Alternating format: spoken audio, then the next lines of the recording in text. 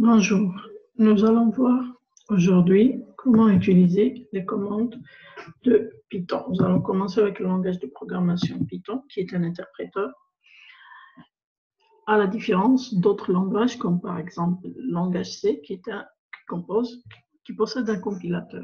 Nous allons commencer par quelques instructions simples.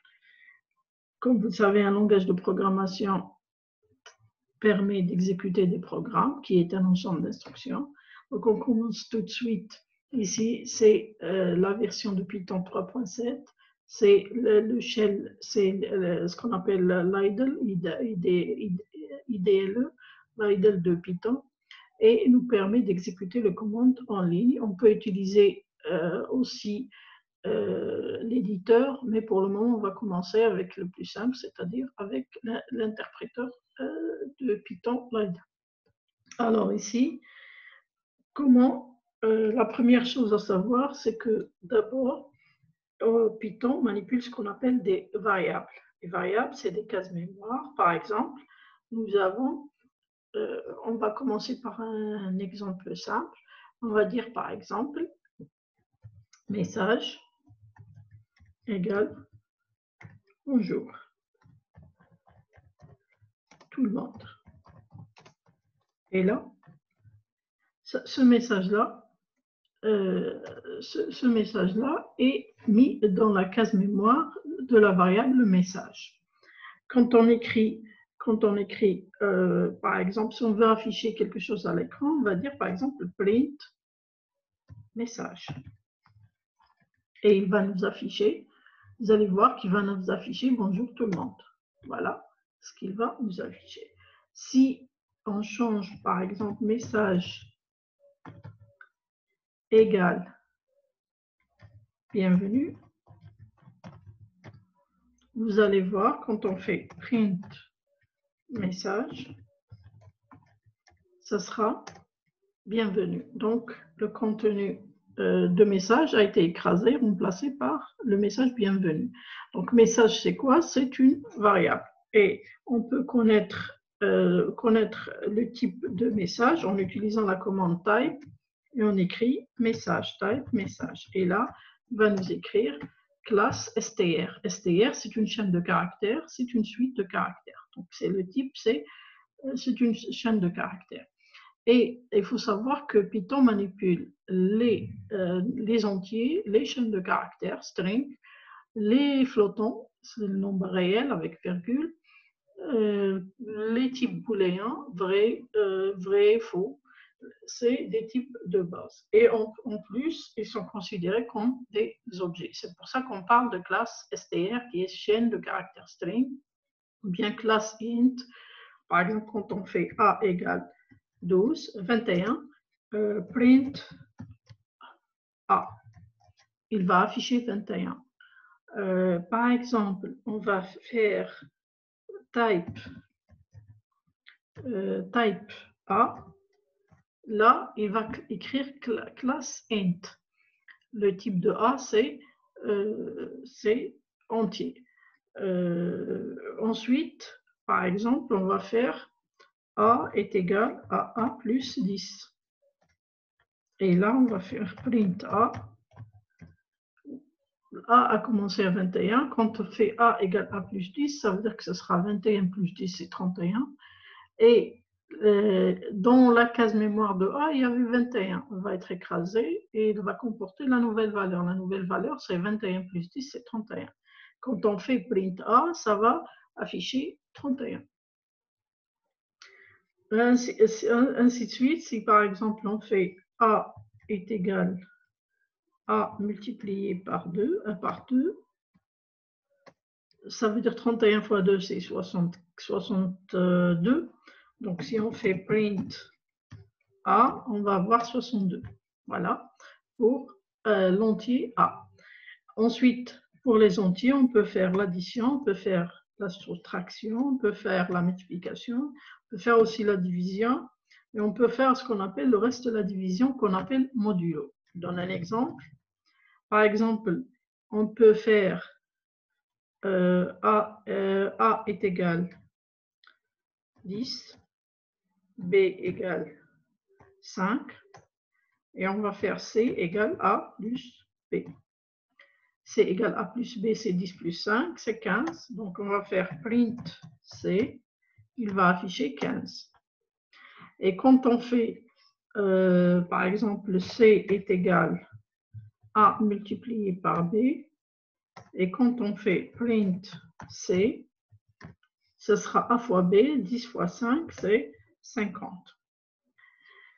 Ensuite, si on veut calculer, par exemple, on a dit coller à l'addition, la soustraction, dont on va faire C est égal à A moins B. Ensuite, on va faire print C. Là, il va faire 5. 10 moins 5, c'est 5. Ensuite, quand on fait, par exemple, on va dire quoi? On va dire par exemple, la soustraction, l'addition, la multiplication, il nous reste la division. Par exemple, C est égal à A divisé par B. Et on va faire print C. Et nous avons 2. Remarquez ici, c'est 2.0. Pourquoi? Parce que A, c'est 10, B, c'est 5. 10 divisé par 2, c'est 10 divisé par 5, c'est 2.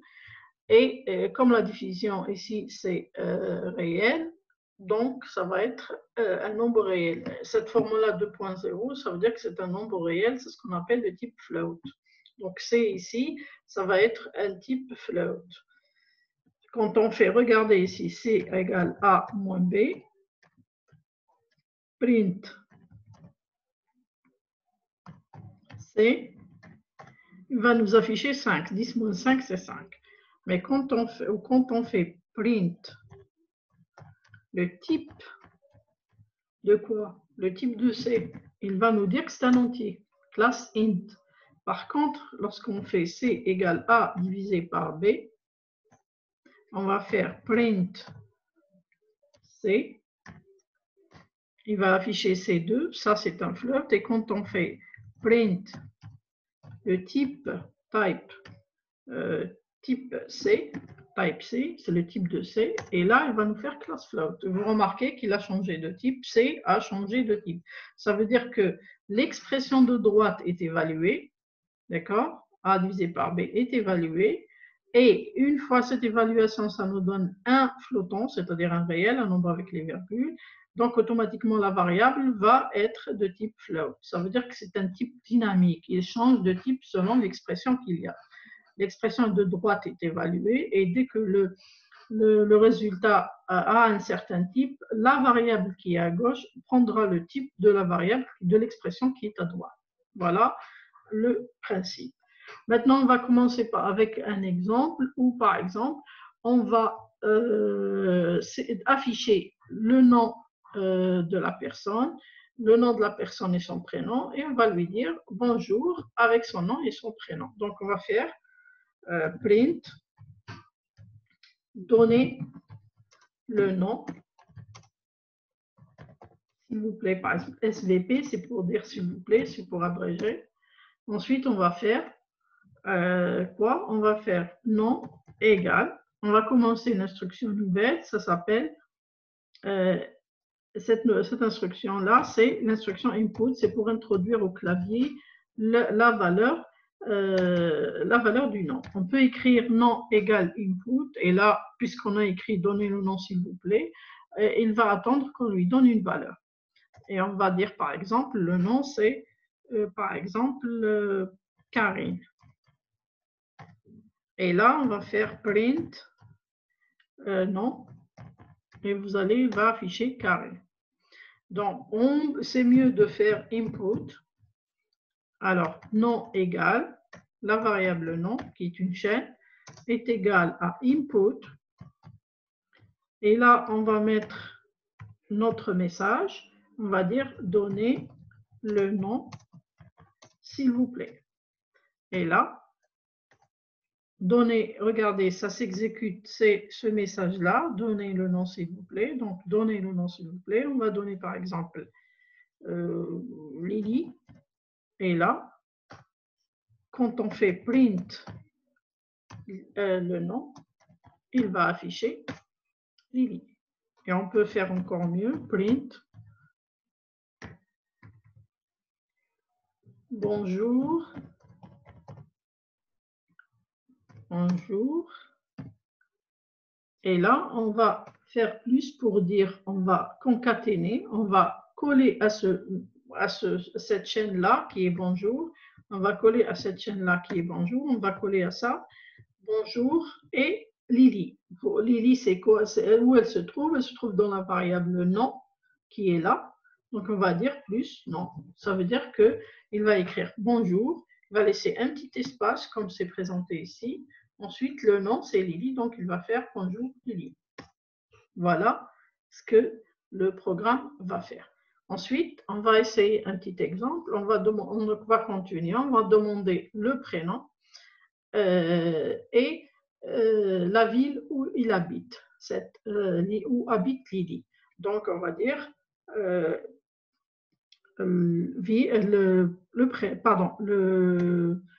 on va dire ville égale input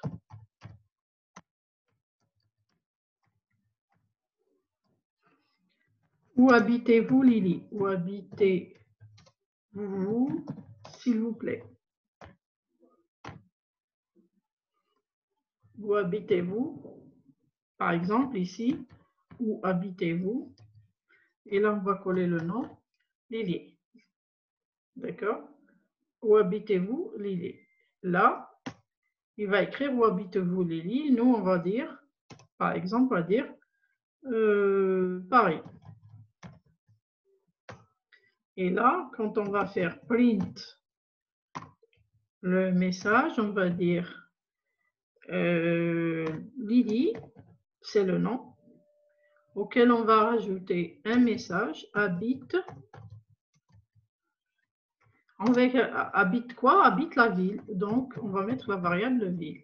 Et là, Lily habite ville. Vous remarquez qu'ici, que Lily est collée à habite. Comment on va faire? On va faire print. On va laisser un espace. Donc, on va faire non, plus. Et on va laisser un espace ici, exprès. On va dire habite. Et on va laisser un autre espace pour que ça ne colle pas le nom de la ville. Et on fait plus ville. Et là, on aura Lily habite ville sans que les chaînes soient collées les unes aux autres. Remarquez, Lily habite Paris. D'accord? Donc là, c'est exemple de chaîne de caractères. Et l'exemple de la saisie au clavier avec l'instruction input. Et là, le message dedans pour expliquer ce qu'on demande. Mais input ne travaille pas uniquement avec cette instruction. Input ne fonctionne pas uniquement avec les chaînes de caractères. On peut utiliser aussi pour... on peut saisir au clavier n'importe quelle chaîne, que ce soit une chaîne de caractères ou bien des chiffres. Et ces chiffres-là, il faudra ensuite les transformer en nombres entiers, par exemple, ou réels pour pouvoir les utiliser. Et donc, par exemple, si je demande un entier, donc je vais dire A égale input, donner un nombre, s'il vous plaît. Là, je vais donner un nombre, s'il vous plaît. Je vais donner, par exemple, 100, le nombre 100. Donc, A est égal à 100. Quand je vais écrire A, c'est 100. Mais remarquez ici, A, ce n'est pas écrit 100 tout court. C'est écrit 100 entre cotes. D'accord? 100 entre cotes. Ça veut dire que c'est considéré comme une chaîne de caractères. Et si vous voulez, quand je vais faire type de A, et vous allez remarquer qu'il va dire classe STS, c'est une chaîne de caractères. Qu'est-ce qu'il faut faire dans ce cas-là? Il faudra transformer cette chaîne-là qui est une chaîne de caractères en un chiffre. Et pour pouvoir le faire, il faudra utiliser une autre instruction qui s'appelle int, pour dire entier, integer, entier.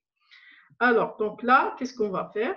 On va dire A égale int, d'accord? A. Et là, notre A, quand je vais écrire A, regardez, c'est 100. Tout à l'heure, c'était entre cotes. et maintenant sans les codes. Ça veut dire que A, maintenant c'est un entier, il a pris la valeur 100, la valeur entière 100. Et quand on fait A égale à A plus 20, ça va nous donner, si j'affiche le A, par exemple, je vais dire print A, et il va me donner 120. Pourquoi? Parce que A est égal à 100 plus 20, c'est 120. Et là, c'est un nombre. Une autre manière de saisir, par exemple, notre variable A, on aurait pu faire A égale input, donner un nombre entier, d'accord, et en faire. Et là, ça veut dire que c'est une chaîne de caractères. Et ce nombre-là, qu'est-ce qu'on fait? On va écrire donner cette chaîne de caractères et la transformer en entier. Et c'est pour ça qu'on a écrit int, input, donner un nombre. Là, pourquoi? Parce que input va donner une chaîne de caractères et int va le transformer en entier. Et là, on va faire donner un nombre entier. Par exemple, 150. Le A, ce sera égal à 150. On va faire ça avec deux nombres. On va faire un petit exercice. On va donner au clavier deux nombres et calculer leur somme. Et afficher, bien sûr, la somme. Comment faire ça? On va faire A égale input, int pour faire transformer en entier. Alors, pour simplifier, on commence d'abord pour input, pour que vous puissiez comprendre facilement. Input, donner premier nombre. Et on va fermer la parenthèse. Là, c'est premier nombre quand on donne, par exemple, on va dire 30. Là, rappelez-vous que le A qu'on a donné ici, c'est une chaîne. Donc, on va dire A est égal à int de A pour le transformer en un entier. D'accord? Et remarquez, voilà, A c'est 30. Ensuite, on va faire la même chose pour B. B égale input, donner deuxième nombre, donner un autre nombre, s'il vous plaît, par exemple. Et là, on va donner par exemple 200. Et vous allez remarquer que B, oui, comme je l'ai dit, c'est une chaîne. Donc, on va la transformer. B égale à int de B. Et là, ça va être, notre B, ça va être égal à 200. Au lieu d'une chaîne, ça va être un entier. Maintenant, on va faire C est égal à A plus B. Et on va écrire print, l'affichage à l'écran. Alors, la somme, d'accord, de quoi? De notre A. Donc, de A. Et là, le plus, c'est coller, c'est concaténer. Donc, de A, la somme de A, auquel on va rajouter la somme de A et B. Et là, on va écrire et le B. Ça va être quoi? La somme de A et de B, ça va être égal. Attention, A et B, ici, c'est des entiers, donc il faudra retransformer ces nombres-là en caractères. On va faire STRA pour retransformer en caractère, en chaîne. Donc, la somme de STRA et STRB est égale, on va faire un espace et on va laisser, est égal à quoi? Est égal à STR, notre C, le nombre C. Et on ferme le message. La somme de 30 et 200 est égale à 230. La somme de, c'est ça. 30, c'est STRA, d'accord? Et STRB, c'est 200. Est égal à STRC, c'est 300. Et là, remarquez, le égal est affiché ici. Quelqu'un pourrait poser la question, pourquoi on n'a pas fait tout simplement print A plus B est égal à C. Si on le fait, vous allez avoir une erreur. Pourquoi? parce que A, c'est un entier, et le print, c'est affiche les chaînes de caractères. Donc, il faudra faire quoi? Il faudra faire print str A pour avoir notre caractère, pour afficher la valeur de A à l'écran, bien sûr. Ensuite, print strb pour avoir le 200, d'accord?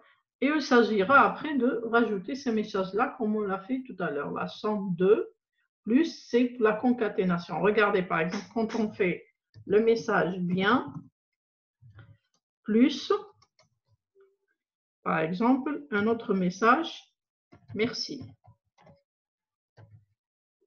Ça va être bien, merci. Si je veux laisser un espace entre bien et merci, il faudra écrire bien, bien, plus. Par exemple, là, j'ouvre et je laisse un espace et je fais merci. Là, ça pourrait marcher. Je pourrais faire aussi bien, plus. Et là, bien, je laisse un espace, plus, merci. Là aussi, ça marchera. D'accord?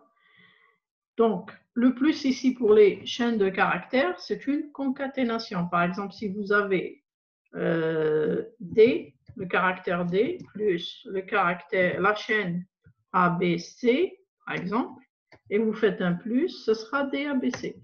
Regardez, c'est une chaîne de caractères. Donc, il ne faut pas confondre le plus pour les chaînes de caractères avec le plus avec les entiers et les flottants. Quand vous dites 10 plus 5, vous faites la somme. Et là, ce sera 15.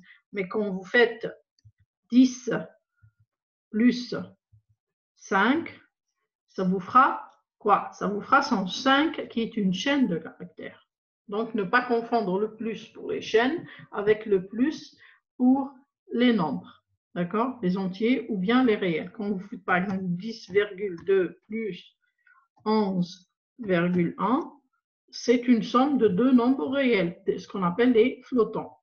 Et là, ça va nous donner 21,29. Pourquoi? Parce qu'on a affaire à des nombres réels, qui est différent de la représentation des chaînes de caractères. Ensuite, pour faire la somme de deux réels, ou le produit, par exemple, de deux réels, il faudra faire, par exemple, la même chose. On va dire A égale input, on va dire donner nombre 1, premier nombre, s'il vous plaît, donner un nombre,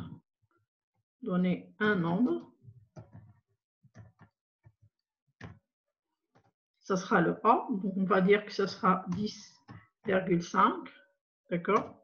Ensuite, le B est égal input, donner deuxième nombre.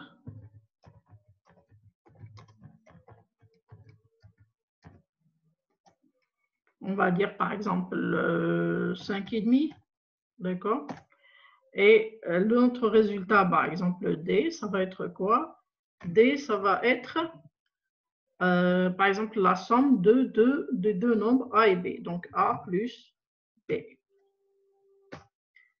Et quand on va afficher le D, on va faire print D.